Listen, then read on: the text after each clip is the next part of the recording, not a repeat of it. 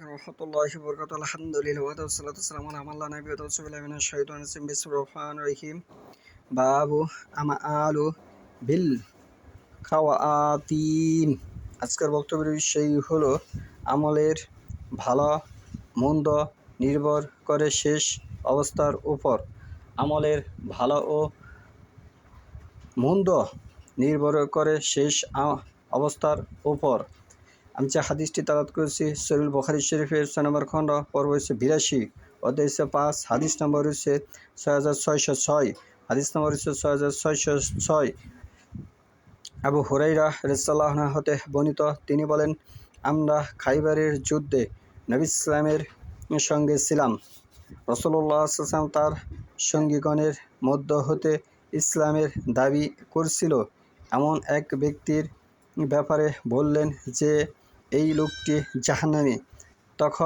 যখন যুদ্ধ শুরু হলো, লোকটি ভীষণভাবে যুদ্ধ করল। এতে সে অত্যন্ত ক্ষতবিক্ষত হলো, তবু সে অটল রইল। সাহাবীগণের মাঝ থেকে একজন নবী ইসলামের কাছে এসে বলল, হে আল্লাহ রসুল সাল্লাল্লাহু আলাইহি ওয়াসাল্লাম, আপনি যে ব্যক্তি সম্পর্কে জাহান্নামী হবে বলে বলেছিলেন, সে তো ভীষণভাবে আল্লাহর রাস্তায় যুদ্ধ করেছে এবং তাতে সে বিপুলভাবে ক্ষতবিক্ষত হয়েছে। তিনি বললেন, জেনে রাখো সে জাহান্নামী। এতে কতক মুসলিমের মনে সন্দেহ ভাব হলো, আর লোকটি ওই অবস্থায় ছিল।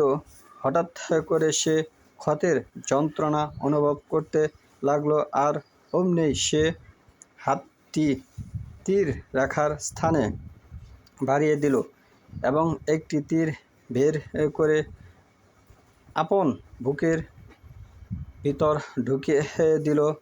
তখন কয়েকজন মুসলিম রাসূলুল্লাহ সাল্লাল্লাহু আলাইহি ওয়াসাল্লামের কাছে দৌড়িয়ে গিয়ে বলল, হে আল্লাহ রাসূল সাল্লাল্লাহু আলাইহি ওয়াসাল্লাম, আল্লাহ আপনার কথাকে সত্য করে দেখালেন, অমুক ব্যক্তি তো আত্মহত্যা করেছে।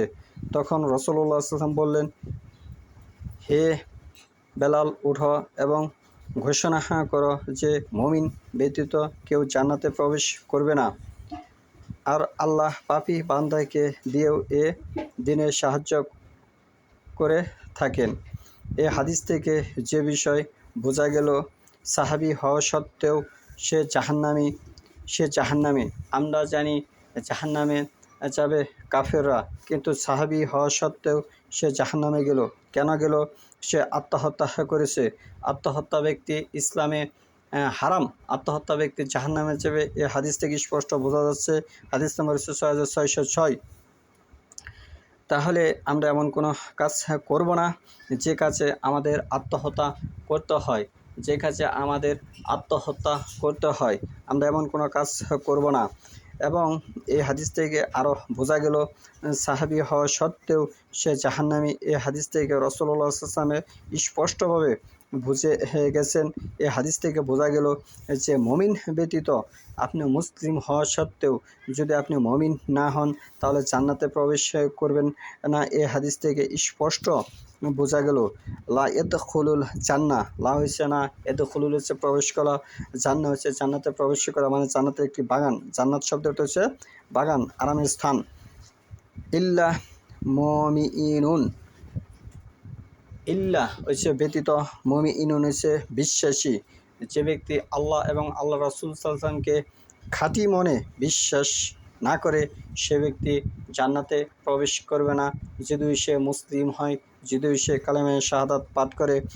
অনুরূপভাবে আরেকটি হাদিস এসেছে ৬৬০৭ নম্বর, একই কথা বর্ণনা এসেছে যে যার